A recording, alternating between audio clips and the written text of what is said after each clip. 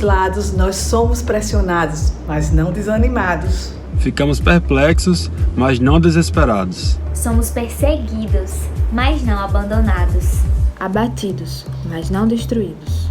Trazemos sempre em nosso corpo o morrer de Jesus, para que a vida de Jesus também seja revelada em nosso corpo. Seja bem-vindo a mais um culto. E que essa esperança possa alcançar você e sua casa hoje. Fique à vontade para adorar a Deus com a gente. Vamos juntos? Somos a ponte.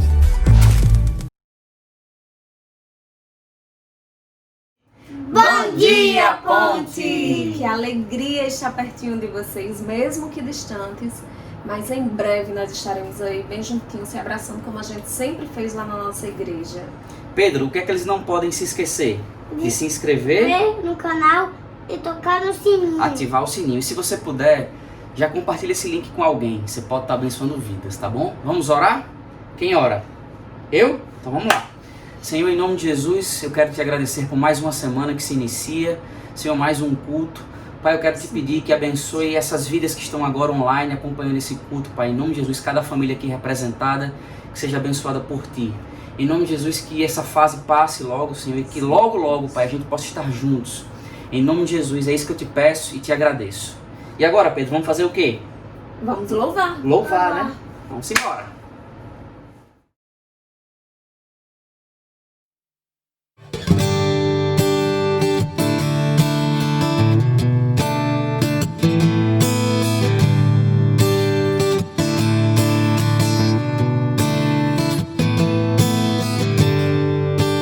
Todos necessitam de um amor perfeito, perdão e compaixão. Todos necessitam de graça e esperança, de um Deus que salva.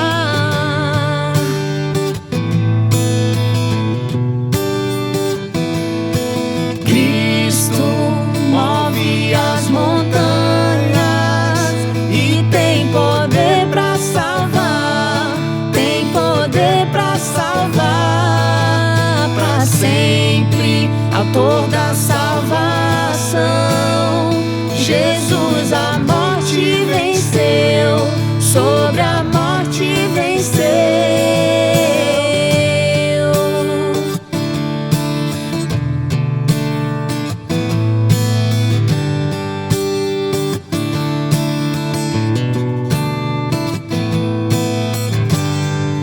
Me aceita com meus medos, falhas e temores. Enche meu viver, a minha vida entrego pra seguir teus passos. A ti me rendo.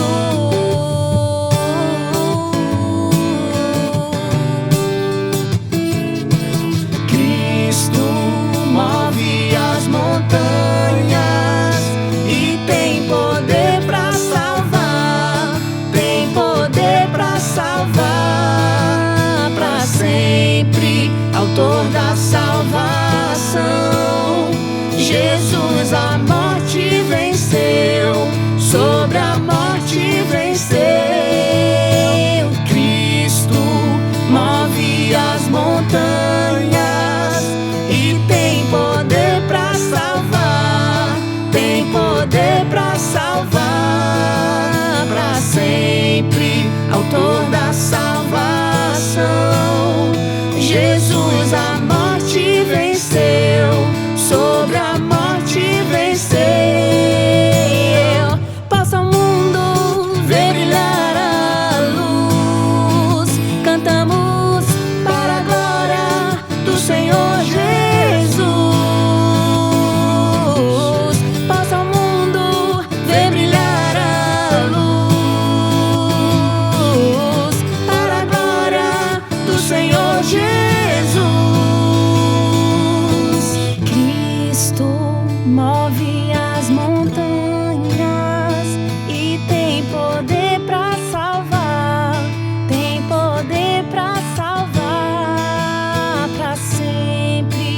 autor da salvação.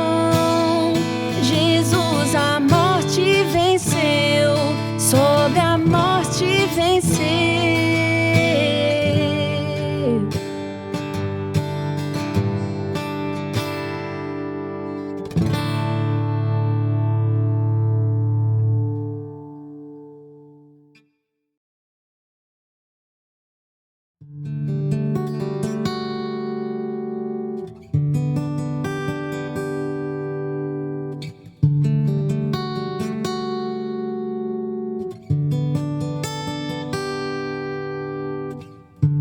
Nesses dias de desespero, incerteza e medo há, numa salvação eu creio, creio em Ti, creio em Ti. Acredito em Jesus Cristo, acredito em Deus o Pai, acredito no Santo Espírito que nos vida nova traz. Acredito na cruz de Cristo e que a morte enfim venceu. Acredito que ressurreto muito em breve voltará. Creio em Ti.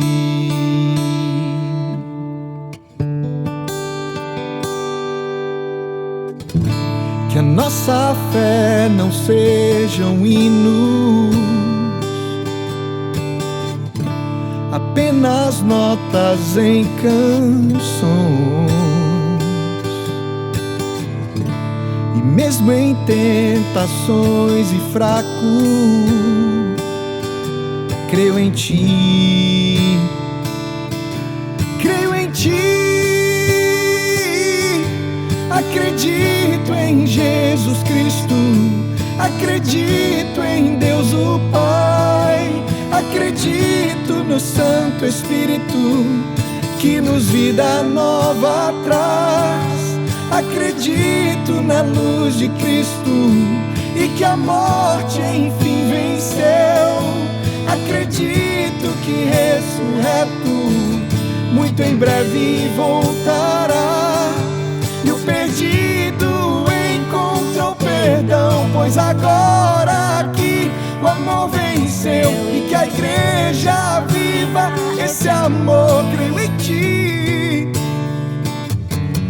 E as cadeias não prevalecerão, pois o véu rasgou e veio ao chão. Seu amor não voltará em vão, creio em Ti. Acredito em Jesus Cristo, acredito em Deus o Pai, acredito no Santo Espírito que nos vida nova traz. Acredito na luz de Cristo e que a morte enfim venceu. Acredito que ressurreto muito em breve vai, em breve voltará.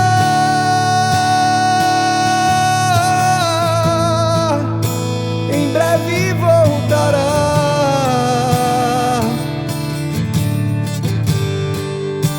Em breve voltará.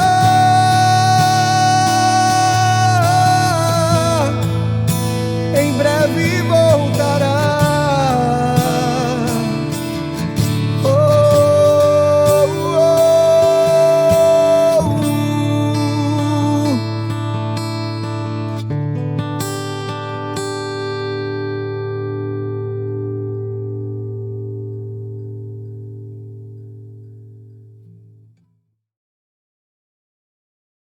Como é bom estarmos aqui juntos, louvando e adorando ao nosso Deus. Que saudade que isso dá daquele tempo que a gente estava bem juntinho na igreja, né? Saudade de receber vocês também lá na igreja. Mas precisamos manter ainda esse distanciamento físico. Mas temos tido a oportunidade de estarmos aqui, juntos, conectados, no mesmo propósito. E isso tem sido muito especial. Para Para a gente matar um pouquinho da saudade daquele momento de recepção que nós temos na igreja, aproveita esse momento, então, entra aqui no chat, dá um bom dia para o teu irmão do GR, um bom dia para um irmão aqui da igreja. Mas aquele bom dia, sabe? Aquele bom dia que parece um abraço? Bom dia. E se você está nos visitando, seja muito bem-vindo. É muito bom ter vocês também aqui conosco. Queremos te conhecer mais de perto. Então fala também aqui no chat, diz que está nos visitando, que vamos entrar em contato com você de uma maneira muito especial. A nossa igreja tem os cultos aos domingos, às 10 horas da manhã, mas continuamos sendo igreja durante toda a semana através dos nossos grupos de relacionamento. Os GRs têm se encontrado sistematicamente de forma online durante toda a semana e têm sido momentos muito abençoadores, onde estudamos a palavra junto, oramos juntos, podemos compartilhar como família, podemos compartilhar como igreja. Então, se você não participa ainda de nenhum GR, sinaliza aqui pra gente no chat, para que a gente possa entrar em contato com você e você não perder a oportunidade de ser abençoado também durante a semana. Que todos os dias nós possamos ser a ponte para abençoar e sermos abençoados. Bom culto para todos nós. Bom dia, meus irmãos, que saudade eu estou de vocês, que saudade da nossa igreja, saudade de tomar um café ali na Ponte Café, de bater um papo no Conexão e na Ponte Shopping. João Gabriel tá morrendo de saudade da pontezinha. Tô louco para soltar ele na pontezinha aí, para deixar as tias loucas aí. Ele tá cheio de energia, titias, e vai ser uma maravilha soltar ele aí aos cuidados de vocês. Mas vamos lá, eu queria compartilhar com vocês uma palavra sobre oferta, sobre generosidade nesse tempo. Abre tua Bíblia em 1 Timóteo capítulo 6. Eu vou ler o versículo 17 e versículo 19. Então vamos ler. Diga aos ricos na riqueza deste mundo que deixe de lado a empáfia e a obsessão por dinheiro, que está aqui hoje e desaparece amanhã. Diga-lhes que busquem Deus, que ajunta muitas riquezas que jamais conseguiríamos administrar, e façam o bem, para que sejam ricos em ajudar os outros, e sejam pra lá de generosos. Se assim agirem, irão juntar um tesouro que vai permanecer, e ainda obterão a vida que é verdadeira vida. Amém? Nós estamos num tempo de crise, estamos num tempo complicado para todo mundo, para todas as pessoas. Mas mesmo nesse tempo de crise, eu creio que Deus tem nos guardado, tem nos abençoado, e tem abençoado muitos irmãos, com riquezas, enfim, e com salário, e com emprego, diferentemente de alguns irmãos que não têm tantos privilégios como nós temos. E a palavra de Deus, ela nos fala nessa manhã acerca de generosidade, acerca do dar, do ajudar. Nós como comunidade, como igreja, nós temos um desafio que já foi lançado pelo pastor Igor, já foi lançado pelo Ed, do Compaixão, que é de ajudar a comunidade no Maruim, que é uma comunidade que nós adotamos. E nós temos uma meta, irmãos, nós temos uma meta de até final do mês conseguirmos 400 cestas básicas, porque nós queremos ter uma reserva já de 2 meses de ajuda para aquela comunidade. Nós não sabemos até quando vai se estender essa crise, esse isolamento social, e nós queremos honrar com o compromisso que assumimos ali com aquela comunidade. Mensalmente nós estamos distribuindo 200 cestas básicas ali para as famílias, e nós queremos bater já essa meta de 400 para termos para o final do mês e já para o outro mês, tá bom? E quem vai fazer isso, meu irmão? Você, eu, que estamos com nossos celeiros talvez não tão cheios, ou talvez transbordando, mas que certamente, irmãos, estamos numa situação melhor do que aqueles que estão lá na comunidade, muitos já sem emprego, muitos já com necessidades das mais básicas possíveis. E a palavra de Deus fala essa manhã: diga aos ricos desse mundo que não tenham tanta obsessão por dinheiro, que sejam ricos em ajudar os outros ir para lá de generosos, meu irmão. Então, nessa manhã eu quero te convocar, te convidar a exercer a tua generosidade, não para essa igreja, não para a ponte, por mais que a igreja precise também de ofertas, de recursos para honrar com os compromissos, para honrar com o aluguel, para honrar, enfim, com os compromissos financeiros que ainda existem, que ainda permanecem. Mas, meu irmão, nós cremos que Deus, Ele cuida da obra, como o Igor fala. Se quando a gente voltar de tudo isso, a gente não tiver um galpão para se reunir, a gente se reúne ali no Largo da Ribeira, faz um culto ao ar livre, se reúne nas casas, se reúne nos GRs, e Deus vai cuidar da nossa comunidade, vai cuidar da nossa igreja. Agora nós entendemos que para esse tempo nós temos uma missão, nós temos um chamado, nós temos uma responsabilidade para com aquele povo que está ali na comunidade do Maruim. Então, meu irmão, exerça agora em nome de Jesus a sua generosidade. Vai aparecer aqui uma cartela com código QR Code para você baixar o seu aplicativo do PicPay. Se você já tiver o aplicativo aí, é só direcionar para a tela e fazer a sua oferta. Se você não quiser fazer pelo PicPay, você pode fazer através das nossas contas bancárias, que também estão aparecendo aí na tela para você. Então, faz a tua oferta generosa, através do PicPay, através do depósito bancário, e que Deus te abençoe, que Deus nos guarde. E eu queria agora ter uma palavra de oração com vocês, e que Deus nos abençoe. Senhor Deus, nós queremos louvar ao Senhor, nós queremos te engrandecer, Pai, pelo teu cuidado, Senhor Jesus. Diante desse cenário, diante dessa situação, nada tem nos faltado. O Senhor tem cuidado de nós, o Senhor tem suprido as nossas necessidades, o Senhor tem nos ensinado, Senhor Jesus. Muito obrigado, Senhor, muito obrigado pelos livramentos que o Senhor tem nos dado, muito obrigado porque o Senhor tem nos poupado de todos os males, Senhor Jesus. E Pai, que o Senhor impulsione o nosso coração, que o Senhor converta o nosso coração à Tua vontade, que o Senhor converta o nosso coração para que ele se importe com as coisas que o Senhor se importa, Pai, em nome de Jesus.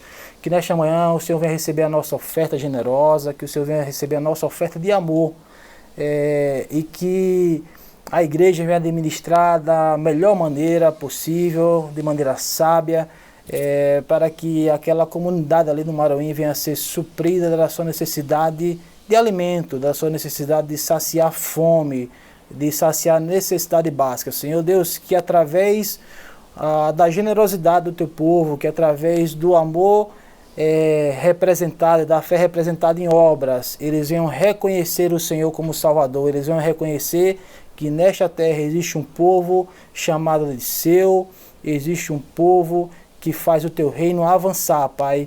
Em nome de Jesus, nos abençoe, nos guarda. Amém. Que Deus te abençoe, meu irmão. Um abraço e até mais.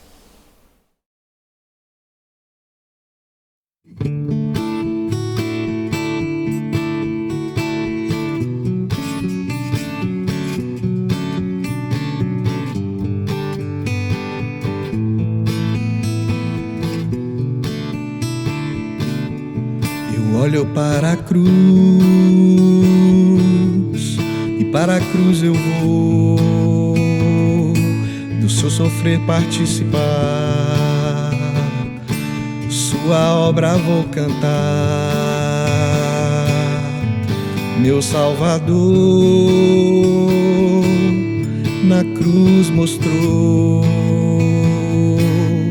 o amor do Pai, o justo Deus. Pela cruz me chamou, gentilmente me atraiu, e eu sem palavras me aproximo, quebrantado por seu amor.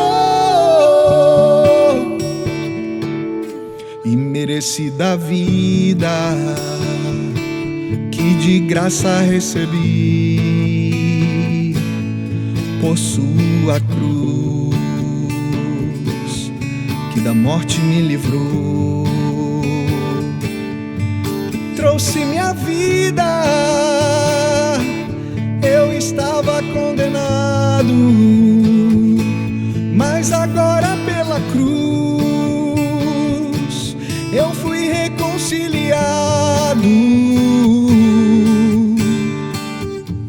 Pela cruz me chamou, gentilmente me atraiu, e eu sem palavras me aproximo, quebrantado por seu amor. Pela cruz me chamou, gentilmente me atraiu, e eu sem palavras me aproximo, quebrantado por seu amor. Impressionante é o seu amor,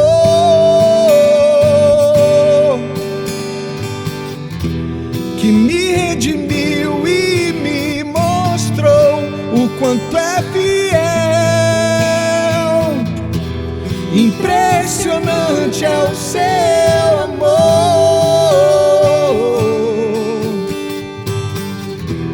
que me redimiu e me mostrou o quanto é fiel.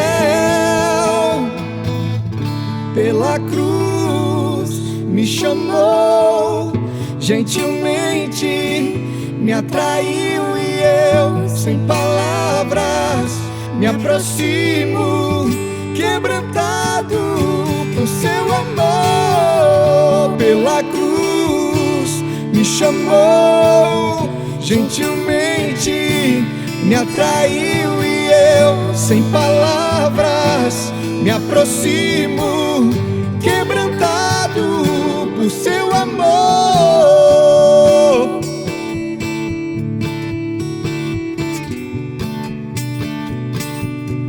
Quebrantado.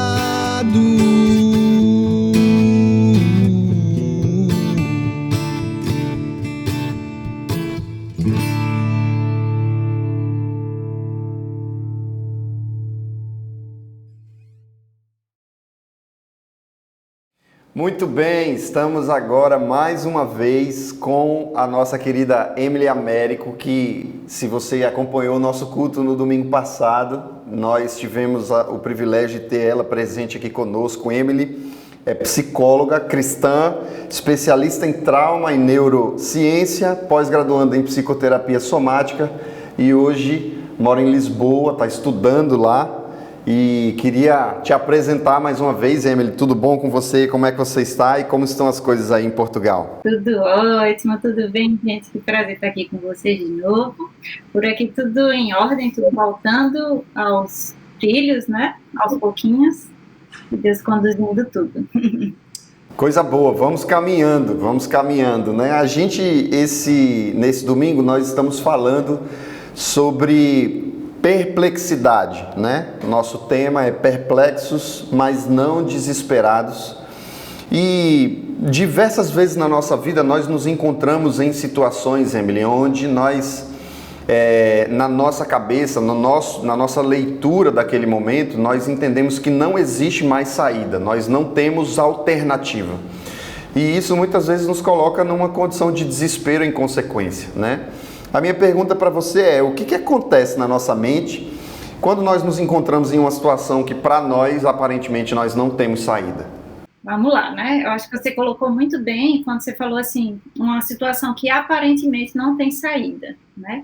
Primeiro, o que acontece a nível cerebral, né? O que é ativado é o nosso sistema nervoso parasimpático, uma parte do nosso sistema nervoso parasimpático, certo? Que nos leva diante de uma situação que para nós é sem solução, né, sem saída, onde a gente não vê solução, nos leva a uma situação de perplexidade, ou seja, a gente está sem ação, da gente ficar assustado, da gente ficar com muitas dúvidas, da gente não ver realmente uma saída.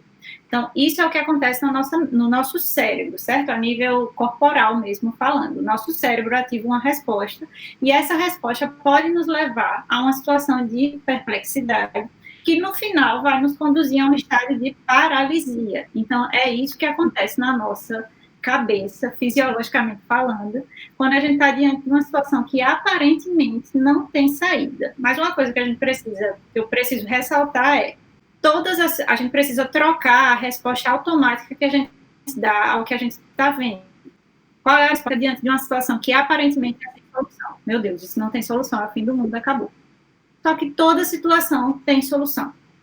A nossa resposta automática, nesse sentido, precisa ser trocada. A gente precisa fazer girar essa chavezinha aí. Não, calma aí. Toda situação tem solução. Senão, o que vai acontecer é o que eu falei antes. Cerebralmente falando, a gente entra nesse estado de perplexidade que pode nos levar a um lugar de paralisia. Então, é isso que acontece.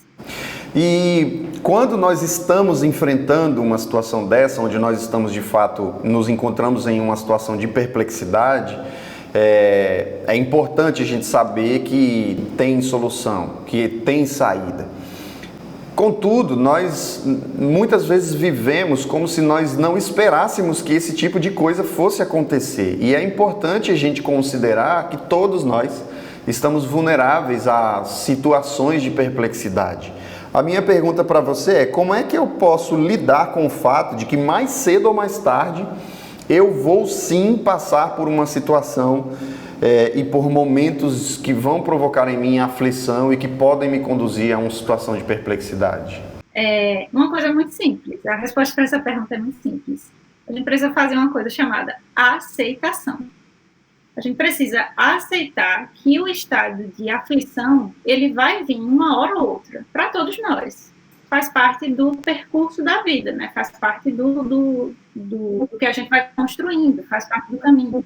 Então, uma coisa que muda, o que eu falei antes da resposta automática, né? Uma coisa que muda a nossa resposta automática diante das situações é a gente aceitar que eu vou precisar passar por aquilo ali, entende? Nós, assim, se a gente funcionasse da forma como eu vou falar agora, que a gente não funciona, mas é o que a gente tenta, né? A gente chegaria mais ou menos a uma coisa saudável, né? A gente precisa funcionar, operar 10% no passado, 70% no presente e 20% no futuro. Quando eu aceito que uma coisa pode acontecer, não que ela necessariamente vá acontecer, mas que ela pode acontecer em algum momento, como uma situação de aflição, com esse quadro que a gente está vivendo hoje no mundo, né? Tem pessoas que estão mais preocupadas com uma área, outras pessoas estão mais preocupadas com outras, mas está todo mundo meio aflito, né? Quando a gente aceita que a aflição ela pode vir em algum momento. Quando eu coloco isso no momento de lidar com isso no tempo presente, certo? Usando esse 70% do presente, não colocando, lá no passado aconteceu aquilo, foi muito ruim, eu me prendo no passado. Ou, meu Deus, isso tudo está acontecendo, isso tudo vai me levar para outro lugar. Não, aí eu já estou no futuro, eu já gero ansiedade, então são muitas coisas misturadas. Então, uma coisa que nós precisamos fazer, e que é simples, primeiro, antes de tudo, aceitar que a situação de aflição ela vai vir. Deus nos disse isso desde o início, né?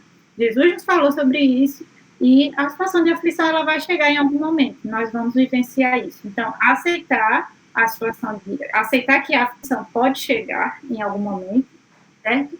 E não lidar com a aflição enquanto ela não for real, né? Enquanto ela não estiver aqui, enquanto não for uma coisa do momento. Enquanto não se eu estou lidando com a aflição antes dela chegar, ou pensando numa aflição que eu vivi lá no passado, me angustiando com isso, eu estou operando em qualquer lugar, menos no presente, né? Foi o que Deus deixou para nós, o hoje. Né? Entendi. E me diz uma coisa, já que nós precisamos administrar o fato de que em algum momento, mais cedo ou mais tarde, nós vamos passar por situações de aflição, e ao mesmo tempo nós precisamos lidar com essa situação, a minha pergunta para você, para a gente concluir esse bate-papo de hoje é: o que eu devo fazer para não me desesperar? O texto bíblico diz que nós passamos por situações de perplexidade, mas isso não nos coloca numa posição de desespero. O que eu devo fazer para não desesperar, sabendo que mais cedo ou mais tarde eu vou viver, ou talvez eu já esteja vivendo, uma situação de perplexidade? Perplexos, mas não desesperados, né? Se a gente for olhar a raiz da palavra desespero, a raiz da palavra, na raiz da palavra a gente vai encontrar o conceito de falta de esperança, né? Então ele está falando aí perplexo, assustado, né, com dúvidas, com muitas questões, aflito, mas não sem esperança. Tem uma coisa que a gente usa muito na psicologia, na neurociência, na psiquiatria, que a gente usa muito no tratamento com pessoas, que é uma coisa chamada de dado de realidade, certo? Que é operar com o que eu tenho na mão, certo? Com o que é real no momento. O que eu posso fazer para não me desesperar em momentos de perplexidade, em momentos em que eu fico assustado, em momentos em que eu me encontro muito diante de uma situação sem solução? Dados de realidade. Preciso olhar o geral, né? Compreender que o meu cérebro, certo? Quando eu falar cérebro e mente, eu estou me referindo a duas coisas diferentes. Quando eu falar mente, eu estou me referindo à nossa alma. A minha mente, ela governa o meu cérebro. Então, nós temos 3 esferas, certo? O consciente espiritual, lá em cima, o consciente emocional, no meio, e o consciente intelectual. O que eu preciso fazer, com base nos dados de realidade, para não chegar a situações de desespero, é receber uma informação no meu espírito, certo? Receber uma informação que vem do alto, que vem de cima, que é, olha, perplexos, mas não desesperados, mas não sem esperança. Eu recebo essa informação, ela é processada na minha alma, e a minha alma manda um comando para o meu cérebro, e o meu cérebro vai mandar um comando para o meu corpo, ou seja, para a minha cognição, e a minha cognição vai dar uma resposta diferente do desespero, entende? Então, a gente precisa funcionar mais ou menos dessa forma, considerando essas 3 esferas e acessando sempre os dados de realidade. O que é real diante dessa situação? Tem um monte de coisa que é especulação, mas tem coisas que são reais, que eu preciso cuidar. O que eu posso cuidar, eu vou dar conta. Mas a outra gama de coisas que está ao redor, eu posso lidar com isso considerando que, não, isso aqui não está na minha alçada, eu não posso resolver. Eu não tenho a cura, por exemplo, para o coronavírus, né? Mas eu posso me cuidar, eu posso cuidar da minha casa, eu posso cuidar das minhas finanças, eu posso ajudar alguém, eu posso contribuir, eu vou operando com os dados de realidade. Isso impede que eu fique assustado? Não impede. Eu vou estar assustado, talvez, da mesma maneira. Mas isso vai fazer com que eu funcione de maneira mais equilibrada. Então, esse é o ponto. Mais uma vez, muito obrigado pela sua participação, mais uma vez extremamente enriquecedora. Que Deus abençoe você e que Deus nos abençoe nesse tempo de tanta dificuldade, que seja um tempo de perplexidade que talvez muitos de nós estejamos vivendo, mas que a esperança que nós temos em Deus e em Jesus Cristo continue perseverando em nós para que nós não entremos em desespero. Amém. Isso aí. Deus abençoe, até mais.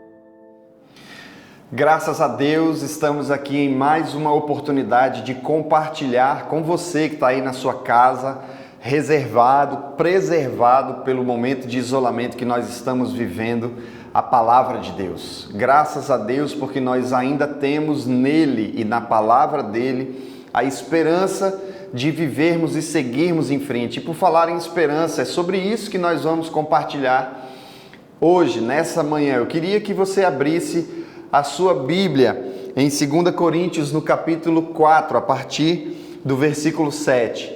Diz assim a palavra de Deus: mas temos esse tesouro em vasos de barro, para mostrar que este poder que a tudo excede, provém de Deus e não de nós. De todos os lados somos pressionados, mas não desanimados. Ficamos perplexos, mas não desesperados. Somos perseguidos, mas não abandonados, abatidos, mas não destruídos. Trazemos sempre em nosso corpo o morrer de Jesus, para que a vida de Jesus também seja revelada em nosso corpo. Vamos orar mais uma vez ao Senhor. Pai, obrigado porque nós temos a certeza de que na sua palavra nós encontramos abrigo, um lugar seguro em dias de muita aflição, em dias de dificuldade. Mesmo sabendo que o nosso redor está complexo, que é difícil, que é delicado, nós sabemos também e temos confiança de que o Senhor é maior do que o ambiente, o contexto da nossa vida. E nós te agradecemos porque sabemos que o Senhor é a nossa única esperança eterna e verdadeira, em nome de Jesus. Amém. Graças a Deus. Estamos falando sobre perplexidade. No domingo passado nós compartilhamos um pouco sobre pressão, sermos pressionados e como ser pressionado, apesar de que durante o momento de estarmos sendo pressionados pela vida, aquilo não é confortável, não é agradável. Contudo, nós temos a certeza de que a consequência, o fruto de pessoas que vivem pressão na vida, na certeza e na confiança de que o Senhor Deus é com elas, é um fruto de eternidade na nossa vida. E hoje nós queremos compartilhar um pouco sobre perplexidade. Eu e você vivemos circunstâncias na nossa vida onde, com certeza, em algum momento, nós passaremos por uma situação de perplexidade. O conceito base de perplexidade tem a ver com hesitação, com a falta de percepção de saída para algo que nós estamos vivendo, que eu e você podemos viver. Então, quando nos encontramos em algum tipo de situação ou circunstância onde aparentemente nós não encontramos saída, nós hesitamos, nós paralisamos, nós acabamos nos encontrando em um estado de perplexidade. E a perplexidade tem essa característica de tentar nos fazer parar, de tentar nos fazer acreditar que não existe outra alternativa. E eu queria trazer para você uma convicção de que todos nós passaremos em algum momento da nossa vida por uma situação ou por circunstâncias de perplexidade, ou que apresentam a nós uma situação ou um cenário de perplexidade. E eu queria compartilhar com você hoje um contexto onde todos nós, sabendo que passaremos por situações de aflição, por situações que vão tentar nos paralisar, precisamos reconhecer que, dependendo da forma como nós reagimos a isso, nós sofreremos consequências positivas ou negativas. A palavra de Deus diz, pelas palavras de Jesus, no mundo tereis aflições, mas tenha bom ânimo, porque eu já venci o mundo. Jesus Cristo é a esperança de que em dias de perplexidade nós temos uma alternativa. Contudo, eu e você somos tentados constantemente a concluirmos que o cenário de perplexidade que nós sofremos e que nós vivemos são, de fato, a verdade absoluta que se aplica à nossa vida, e isso traz a nós consequências que nem sempre são muito positivas. E baseado no livro Imprevisível, do Carey Nieuwhof, eu queria compartilhar com você a respeito de alguns desafios que eu e você precisamos encarar, porque nós, na nossa busca por imprevisibilidade ou na falsa impressão de que nós nunca passaremos por situações de complexidade ou de perplexidade, nós acabamos vivendo como se nós não fôssemos passar por isso. Contudo, sofremos consequências por causa da imprevisibilidade que nós permitimos viver, achando que não vamos passar por situações difíceis. E isso gera em nós consequências muito negativas. Eu queria compartilhar sobre 3 desafios que eu e você precisamos encarar na nossa vida, porque nós sabemos que em determinado momento da nossa vida nós passaremos por situações de perplexidade. A primeira coisa que eu queria compartilhar com você é sobre ceticismo.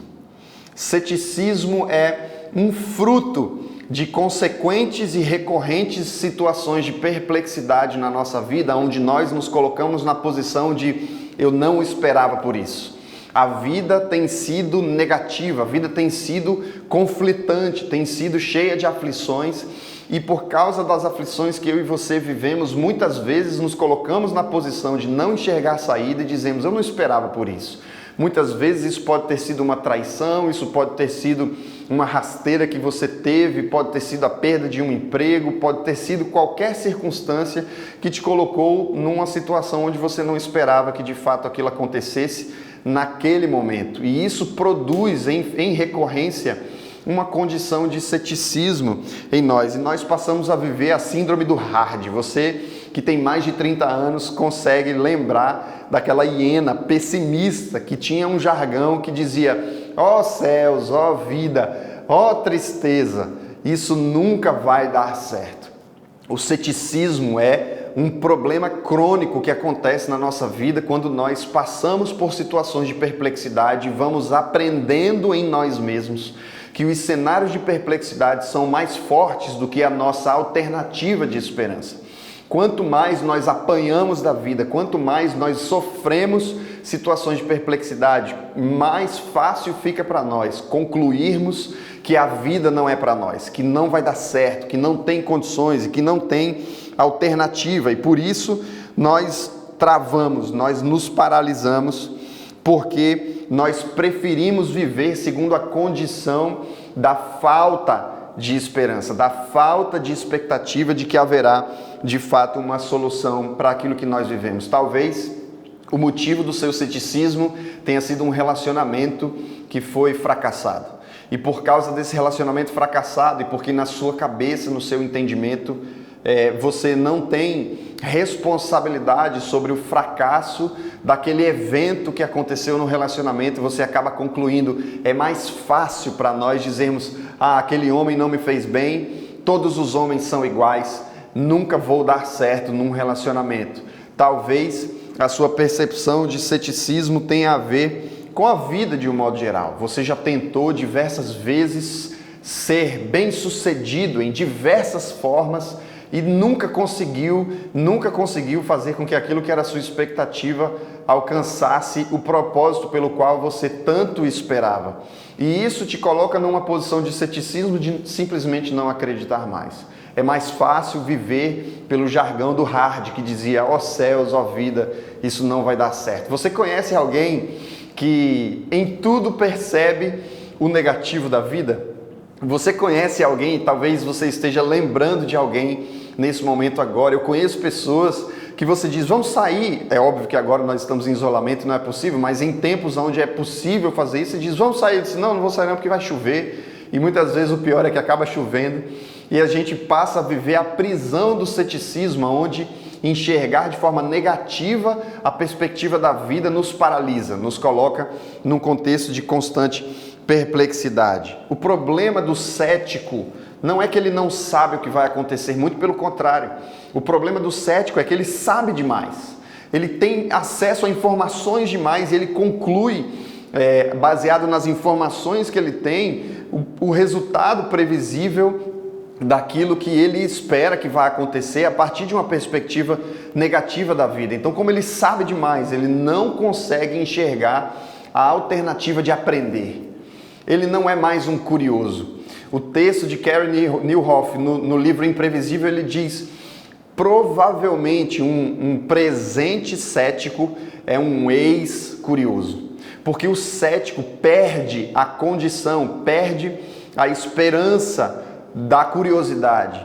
O cético, ele não consegue perceber acesso a informações novas que deem a ele a condição de enxergar alternativas para a vida dele. É mais fácil nós, no nosso ceticismo, entendermos que nós não temos outra saída e por isso nós acabamos paralisando, acabamos perdendo a nossa esperança. E por saber demais, ele acaba concluindo que é melhor não fazer nada, não responder e não reagir àquilo que ele precisa viver.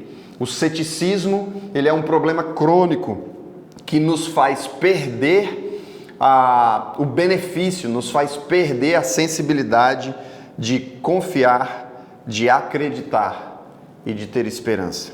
O cético vive pelo passado e porque vive pelo passado, projeta as frustrações do passado no futuro. e por causa das perplexidades que já passou no passado, não consegue mais enxergar esperança em um futuro. E por causa dessa falta de esperança de um futuro, diferente daquilo que foram os cenários de perplexidade do seu passado, o cético trava e na sua paralisia ele para de confiar, para de acreditar e para de ter esperança. Porque fui traído no passado, não tenho mais esperança nos relacionamentos do futuro. Porque perdi o emprego várias vezes no passado, não tenho mais esperança de oportunidades de emprego para o futuro. Porque não consegui me relacionar com X, Y ou Z, não consigo mais me relacionar com mais ninguém. O ceticismo é uma consequência de uma vida de perplexidade que nos faz perder a esperança. Um outro desafio que eu e você precisamos aprender a lidar na nossa condição de perplexidade é o isolamento, é a desconexão. O interessante é que nós nunca vivemos tempos de tanta conexão como nos tempos atuais. A nossa geração é a geração mais conectada da história da humanidade. Contudo, os números nos indicam que nós nunca estivemos tão sozinhos. Eu quero compartilhar com você alguns dados que são extremamente interessantes. A Cigna Insurance fez uma pesquisa e concluiu que 50% das pessoas dizem que sempre ou às vezes se sentem sós ou abandonadas. 54% das pessoas dizem que as outras pessoas não as conhecem realmente. 40% das pessoas dizem que seus relacionamentos não têm significado profundo. Por mais que estejamos vivendo a geração de maior índice de conectividade, vivemos também os dados estatísticos de maior distanciamento e isolamento. O que nos faz acreditar que a pandemia não é o problema do nosso isolamento.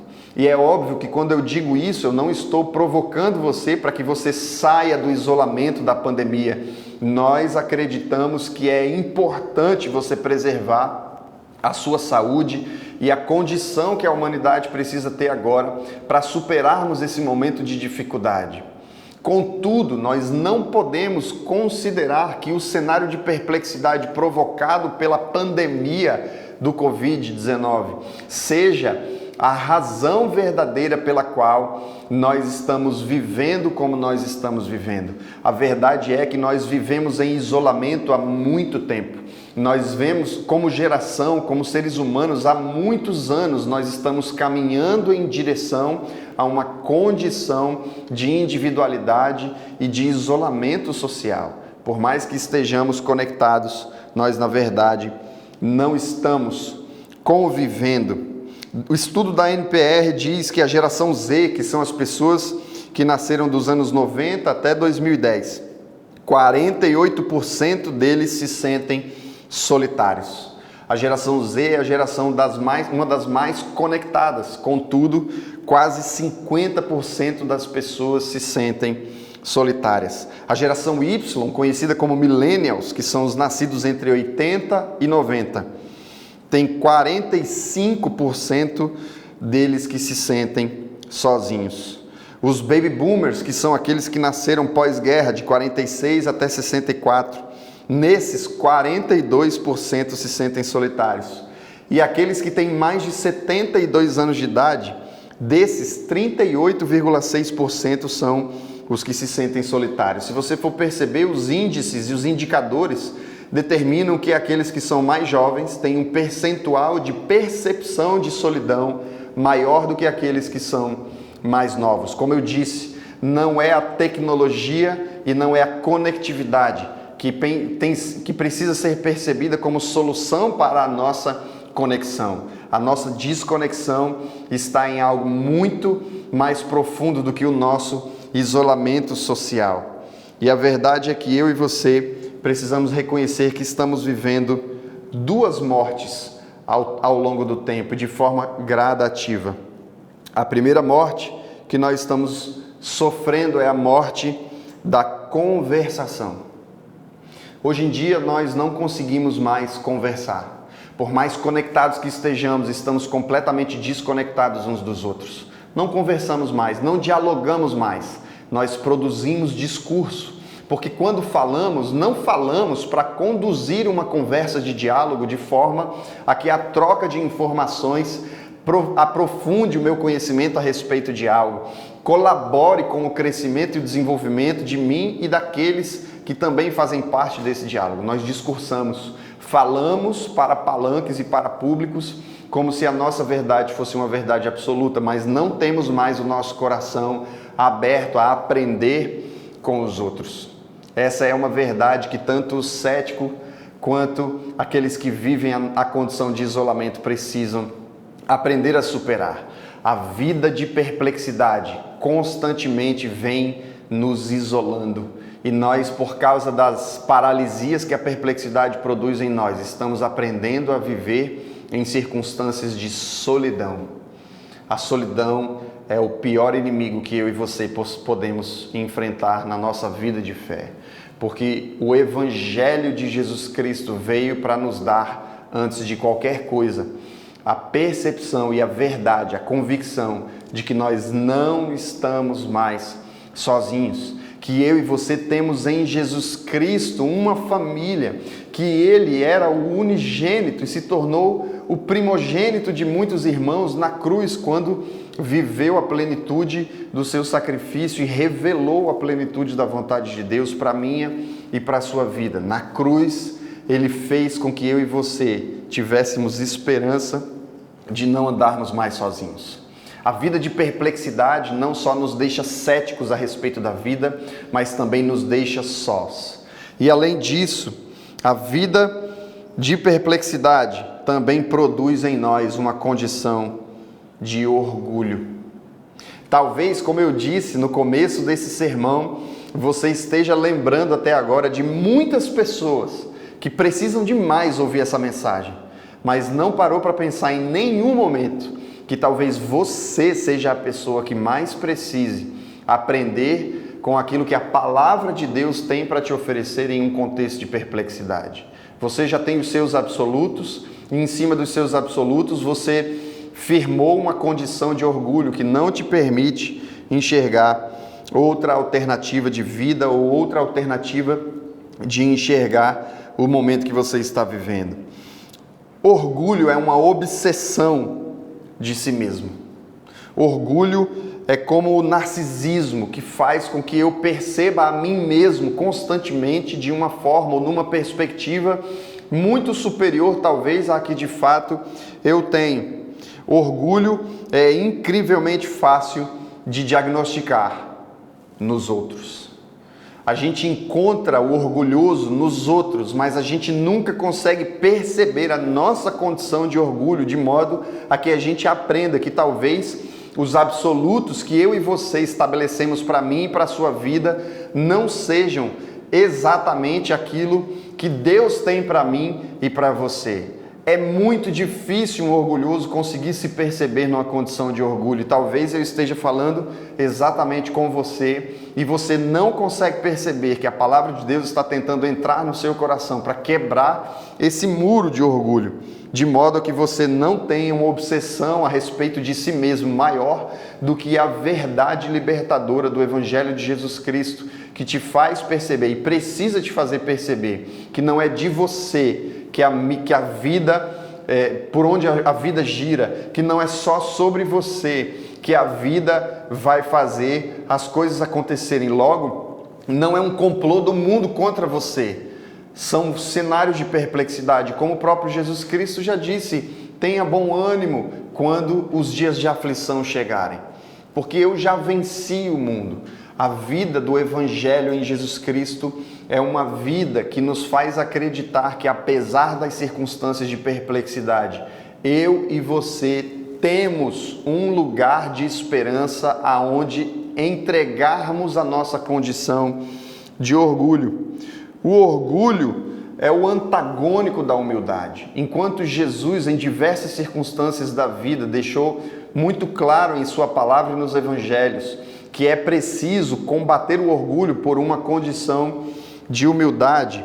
Essa relação produz humilhação. A relação do orgulho com a humildade pode produzir em nós um contexto de humilhação. A Bíblia está repleta de mensagens que nos mostram que o antídoto contra o orgulho é a humildade. Uma palavra que conecta orgulho e humildade é a humilhação. Humilhação é uma humildade involuntária. A humilhação é uma condição de se submeter a uma humildade que eu não esperava. Talvez aconteça com você uma condição de humilhação porque você foi colocado num patamar de humildade sem que o seu orgulho permita que você de fato viva essa condição. E isso te coloca numa exposição que no seu sentimento é um sentimento de que você está sendo humilhado. Você tem uma imagem de si mesmo e você vive a partir da imagem de si mesmo que você tem. E de repente algo acontece e você involuntariamente é provocado a viver uma condição de humildade.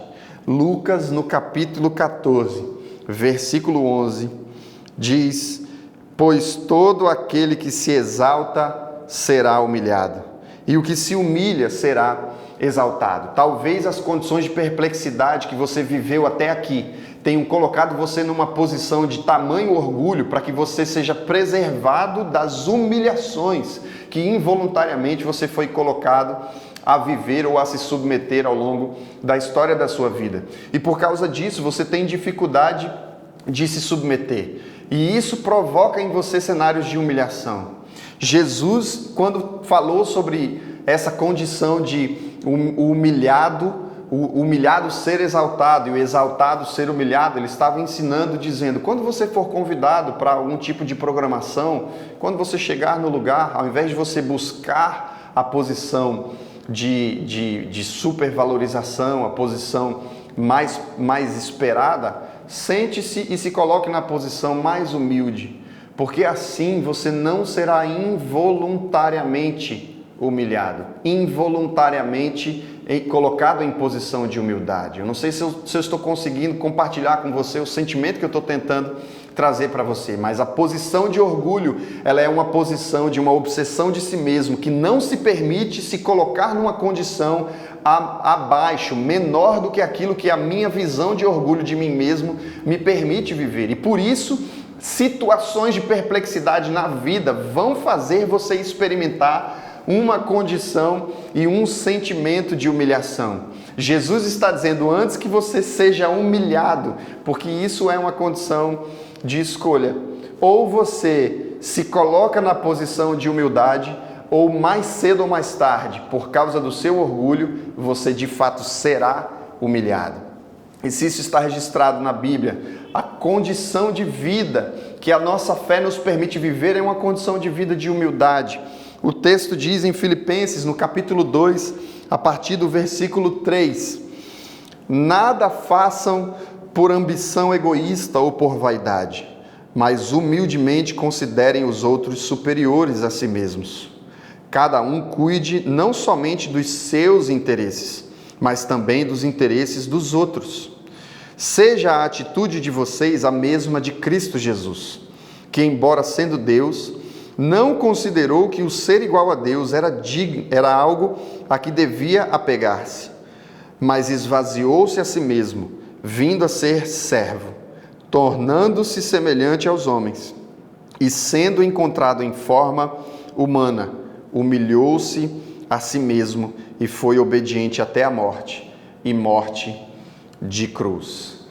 A palavra de Deus está nos ensinando que, apesar da nossa posição ser talvez elevada ou mais elevada do que aquilo que a grande maioria das pessoas pode viver, a verdade é que nós precisamos sentir e viver e nos colocar na condição de viver os cenários de perplexidade da nossa vida como Jesus Cristo se permitiu viver. Que mesmo sendo Deus, mesmo tendo a posição mais elevada que é possível, Ele não levou em conta a sua posição, mas se humilhou, colocou-se em posição de não se permitir ser humilhado pelos outros, mas ele mesmo se colocou em posição inferior, para que ele pudesse, de fato, nos ensinar que o orgulho não é uma trajetória, o orgulho não é uma alternativa para que eu e você possamos encontrar a plenitude da vida. Nós falamos sobre 3 desafios que os cenários de perplexidade podem trazer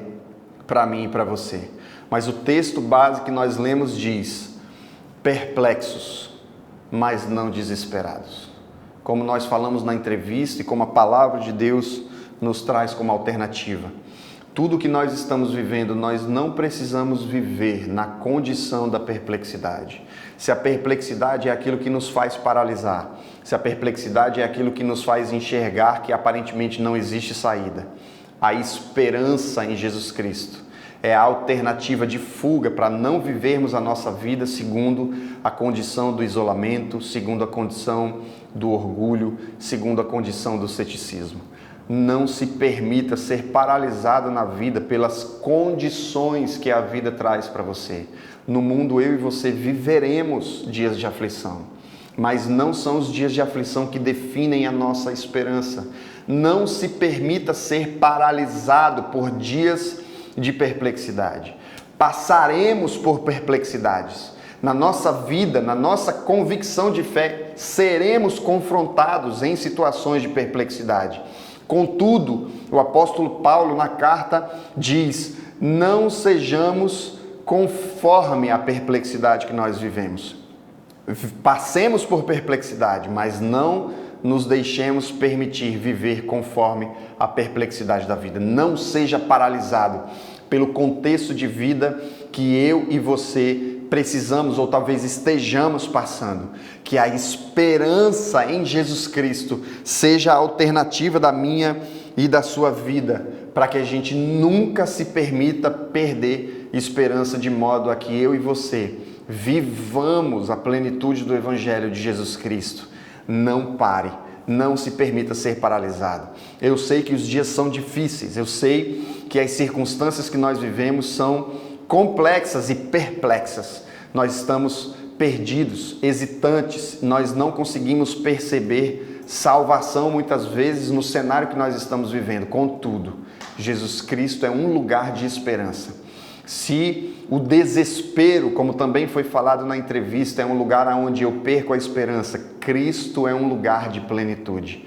A cruz e o sacrifício de Jesus em nosso favor nos permite não enxergarmos mais as limitações da nossa condição de perplexidade. Eu sei que talvez os dias para você sejam difíceis, mas muito mais Jesus passou. E esse Jesus que passou pela profunda perplexidade é o mesmo Jesus que disse: tenha bom ânimo, eu venci o mundo de perplexidades. Eu vim para te trazer esperança de uma vida eterna. É por isso que eu quero orar por você que talvez esteja vivendo tamanha dor, tamanha complexidade de vida, que não consegue mais andar, está paralisado. Mas aí onde você está, ainda existe uma esperança, ainda existe uma alternativa que somente a esperança da eternidade em Jesus Cristo pode te trazer. Se você é uma dessas pessoas que não tem conseguido mais ver alternativas, não consegue mais ver saída, Jesus Cristo é esperança para você. Não se permita viver simplesmente na perplexidade, não se permita ser engolido pelo orgulho, pelo ceticismo ou pelo isolamento.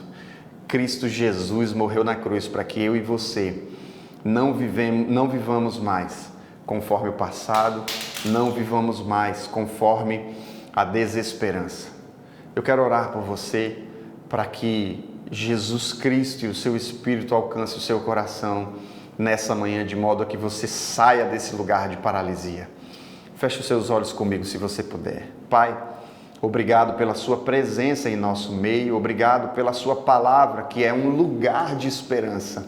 É lâmpada para os nossos pés, é luz para o nosso caminho, é direção ao alvo, para que eu e os meus irmãos não sejamos mais paralisados pelas condições de perplexidade. Em nome de Jesus, nós só temos ao Senhor a quem recorrer, porque a vida produz em nós situações de perplexidade que nos fazem não enxergar mais saída.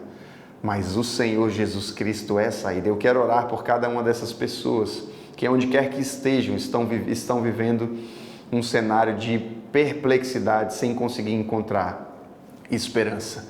Que eles possam reconhecer em Jesus Cristo a riqueza maior da vida que está guardada em nós, na nossa humanidade, como vasos de barro, para que a gente se lembre constantemente que aquilo que é mais perfeito, aquilo que é mais agradável, aquilo que é mais eterno está em nós e que vem do Senhor e não da força do nosso braço. Em nome de Jesus, nos conforta, nos consola, apesar da nossa dor, que nós possamos enxergar esperança no Senhor e na sua vida.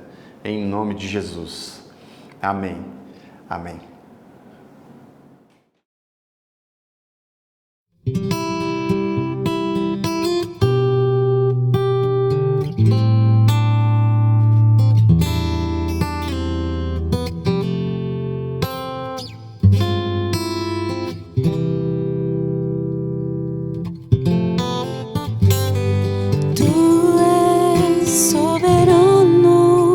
Sobre a terra, sobre os céus, tu és Senhor absoluto.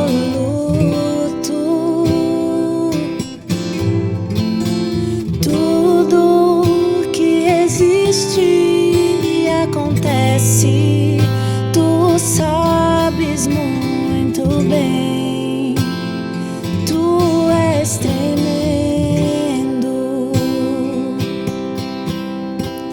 Mas apesar dessa glória que tens, tu te importas comigo também. E esse amor tão grande eleva-me, amarra-me a ti. Tu és tremendo.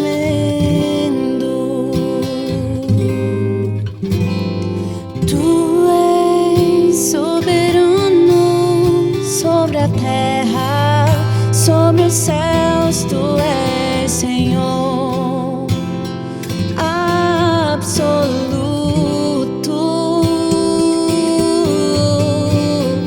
Tudo que existe e acontece, tu sabes muito bem. Tu és tremendo.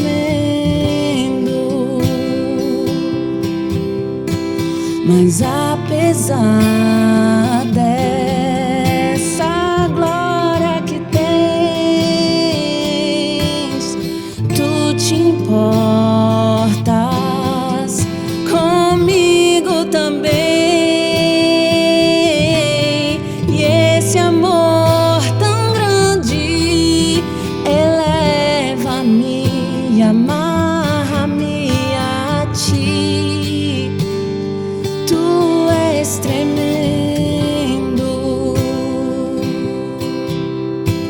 Mas apesar dessa glória que tens, tu te importas comigo também. E esse amor tão grande eleva-me, amarra-me a ti. Tu és tremendo.